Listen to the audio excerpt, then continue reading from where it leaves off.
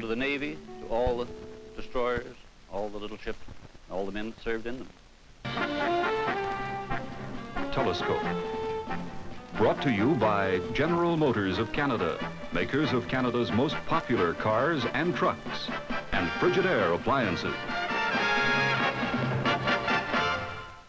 The Royal Canadian Navy, when war started in 1939, wasn't very impressive. 2 rowboats and a canoe, scoffed a member of Parliament. Actually, there were 6 destroyers, 5 small minesweepers, 1,800 officers and men. 6 years later, when at last the peace was won, the Navy had grown to 400 ships, an aircraft carrier, 2 cruisers, scores of destroyers, frigates, corvettes, sweepers, and torpedo boats, and close to 100,000 men and women. It had become the 3rd largest Navy in the world. Telescope looks back tonight with admiration at that amazing growth and at all the Navy's saints, devils, and ordinary seamen as they're remembered by retired Admiral Harry de Wolfe of Ottawa and William H. Pugsley of Montreal.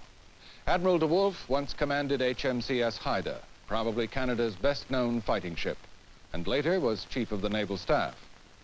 Bill Pugsley has written 3 books about the Navy. He's also captured it on celluloid. Film shot during his wartime years on the lower deck, but stowed away these past 20 years and never publicly shown. Telescope presents the best of Pugsley's film in this account not of high strategy and great sea battles, but of the gray little ships and the farmers, miners, and office workers who wear the wartime Navy. Right after this message. The destroyer Haida, fightinest and most famous of all the little ships of the wartime RCN. 2 years ago, the Navy announced she'd be retired, then sold and broken up for scrap. Retired she is, but she lives on, rescued by a group of Toronto men who formed a non-profit organization called Haida Incorporated and bought her for a bargain $20,000. Now, at her next-to-last berth at a Toronto harbor pier, the old ship is being converted into a national naval memorial and museum. Her final berth will be at the Canadian National Exhibition. She's paid a sentimental visit by her first captain, Admiral Harry de Wolfe of Ottawa and Bermuda. Well, my first sight of the ship was where she was built in Newcastle-on-Tyne, Vickers Yard, and she was just about completed.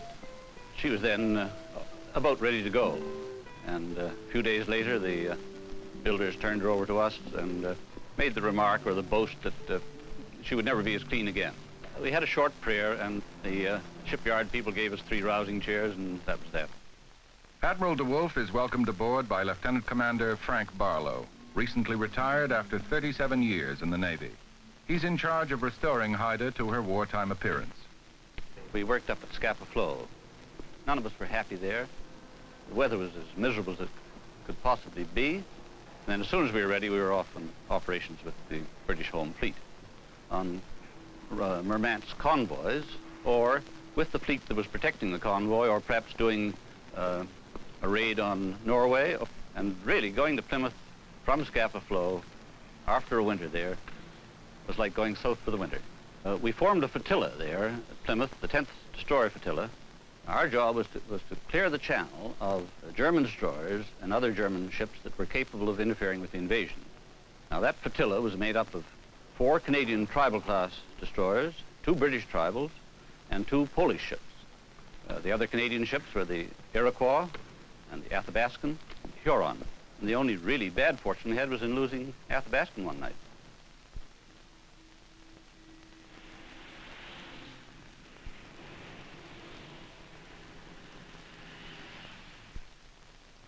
Normal operation was to leave harbor at dusk, go down the swept channel away, and then at dark cross over to the French coast. We patrolled until perhaps an hour before daylight or 2 hours before daylight, and if nothing was doing, we'd return to Plymouth, generally about breakfast time. As months went on, we had a good many night engagements, and we came into harbor with our battle ensigns flying a good many times, and other naval vessels, other naval ships in Plymouth were generally on the lookout for us, gave us a friendly welcome. Haida had a very good record in that we were lucky in perhaps meeting the enemy more often than some of the other ships.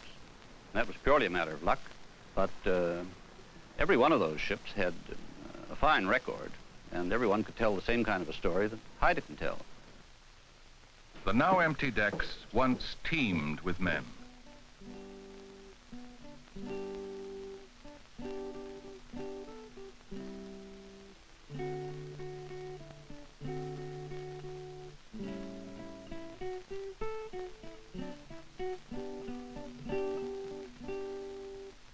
Each morning, right after breakfast, hands fall in, and for every hand, a specific job.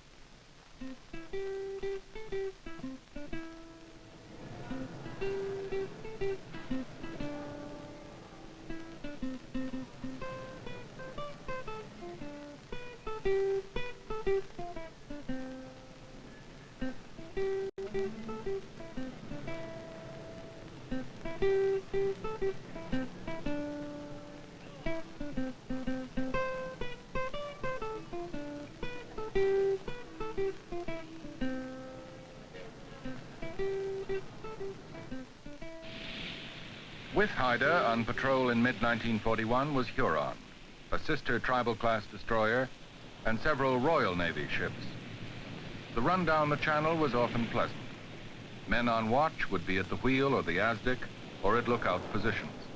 But a gun's crew could flake out near the big 4.7s as long as one man stayed on the phones. Also on watch for a possible passing nibble of lettuce, the ship's rabbit. Some days it all seemed fun, with comics to read, a ship that sometimes didn't roll and could live up to her Greyhound reputation. It was fun in spite of occasional messy jobs such as tightening fuel oil connections. Ah, but that was for stokers. Haida was a happy ship. Hard over Harry, they called the old man, meaning that whenever Captain de Wolfe altered course, he always ordered the ship's wheel over as far as it would go. He didn't really, but then almost any change of course in a fast destroyer can wreak havoc with the crockery.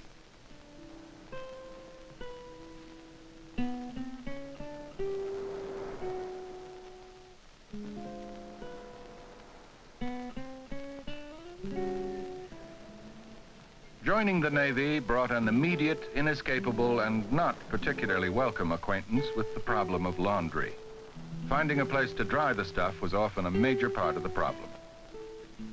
The upper deck abaft the forecastle more or less belonged to the crew, just as the after part of the ship was officer territory.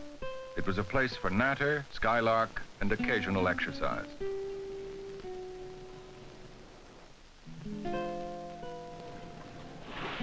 Sometimes in Plymouth, there'd be swimming from the ship's side. Opportunities for exercise were not good. The war had to come first. In one corvette, the crew got its exercise by building a fort of hammocks in the mess deck. Everyone donned his tin hat, the lights were turned out, and they battled like commandos.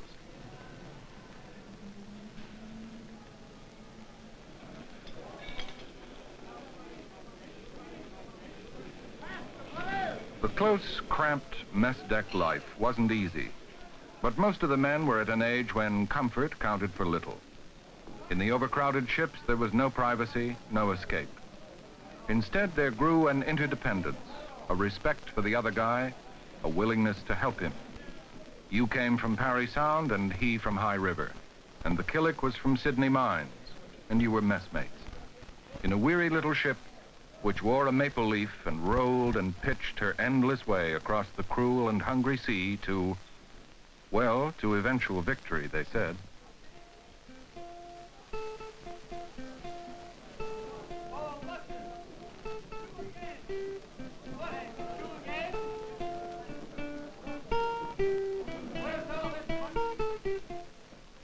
Telescope returns to sea with the Royal Canadian Navy in just a moment. Many ships were needed, and at the start of the war, there were almost none to be had. The RCN did the best it could. Merchant ships, such as Prince Henry, were converted into armed merchant cruisers. Canada's few destroyers were sent to Britain in her desperate need. Here, Restigouche leaves for Europe on January 15, 1941.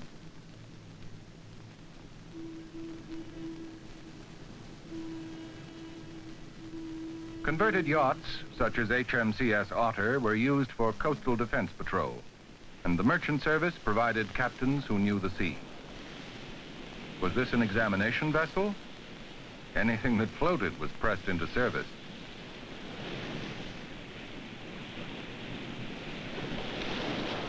Sherbrooke was one of the early corvettes, and in late 1941, when William Pugsley shot this film, about 1/3 of her crew were from Montreal. The first corvettes had open well decks. The deck was unprotected between the forecastle and the rest of the ship. In rough weather, the sea poured over that forecastle and across that open deck like a pocket Niagara. And to carry a meal from the galley back to the mess, they used to say, was no chore, it was a miracle. The corvettes rolled like, well, there was a Navy expression for it. But they were fine sea boats and did vital service on the convoy routes. Convoy, the long parade of plodding merchantmen and endless lookout watches. Newfie John, the harbor of St. John's, Newfoundland, where house and streetlights still shone openly at night. Crammed with shipping, bleak in many seasons, but a more than welcome port at the end of a convoy crossing.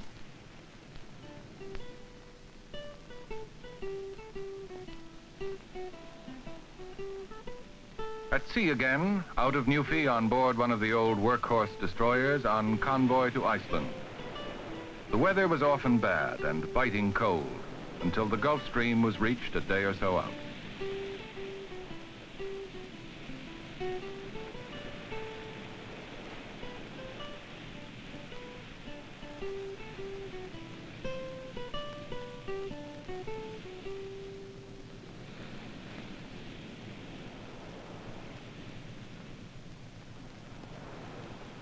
And then, Hvalfjord, Iceland, junction point on the convoy route.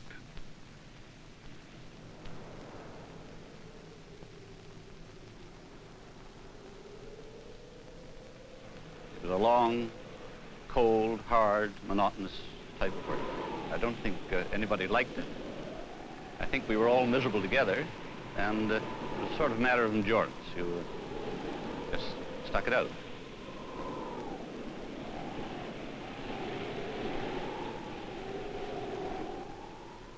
Safe back in harbor, and top priority goes to repair of storm damage.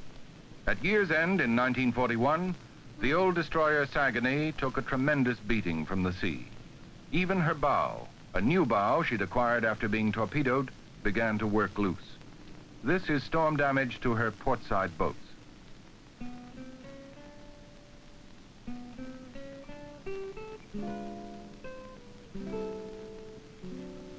For the men, the most important repair was catching up on lost sleep in a mess deck that stood still for a change. Soon there'd be new sailing orders.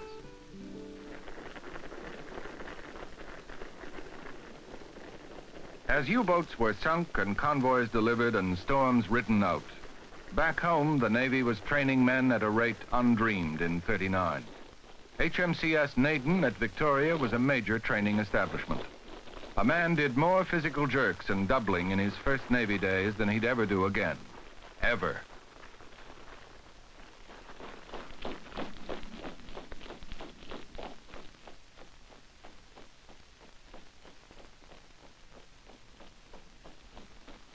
A working party, armed with rakes and bound, so everyone said, for geranium duty in the captain's garden.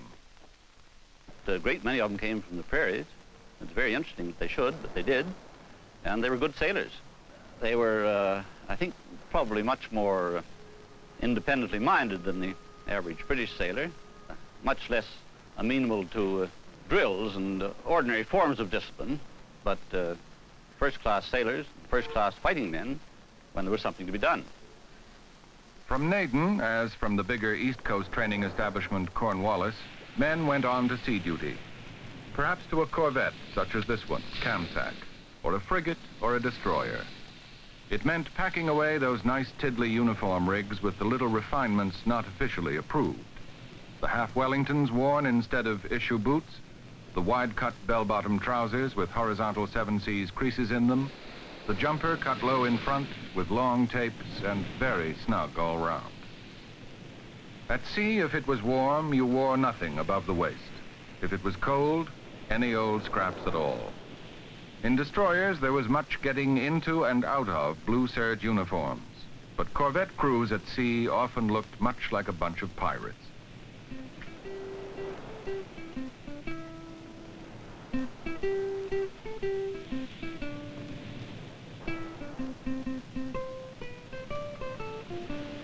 The seaboat was something of a symbol.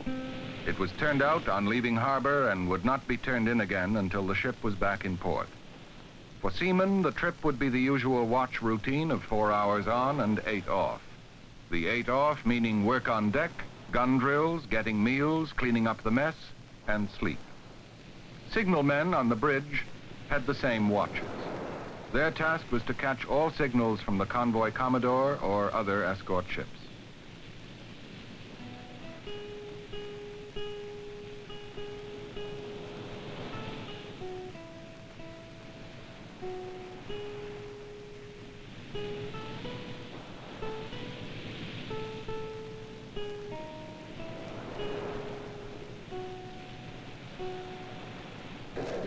Meanwhile, back in the Canadian tribal destroyers, men from Huron clean up paint they had spilled into Haida's whaler, with Haida men standing by with suggestions.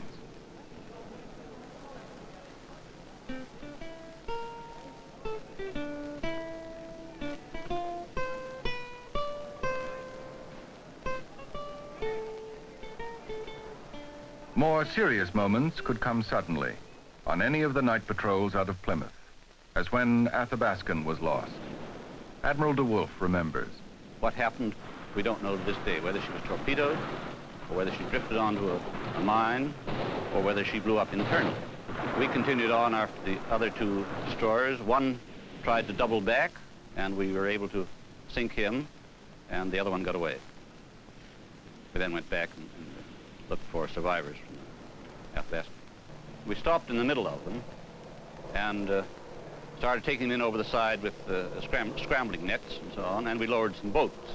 And as daylight approached, I felt we had to get out of it, so we left quite a number in the water. Second to none among the risk-takers of the war at sea were the 3 officers and 28 ratings in each of the 8 Canadian MTBs operating out of Brixham in southwest England. Each boat had 4 engines. At cruising speed of 24 knots, the gasoline consumption was 200 gallons an hour. And at top speed of over 30 knots, the consumption was astronomical. Patrolling off the French coast, their only safety was in their speed. Their only armor, some mattresses around the control positions. Then, suddenly, D-Day. A score of Canadian minesweepers were in the van of the invasion fleet. The vast array of transports with their barrage balloons. A token that the end of the war was perhaps in sight.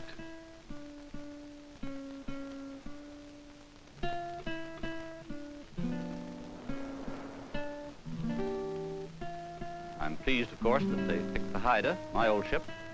I've been sorry to see her go to the scrapyard. They could equally well have picked any other ship. I think the great thing to remember is that this is a memorial to the Navy, to all the destroyers, all the little ships, all the men that served in them.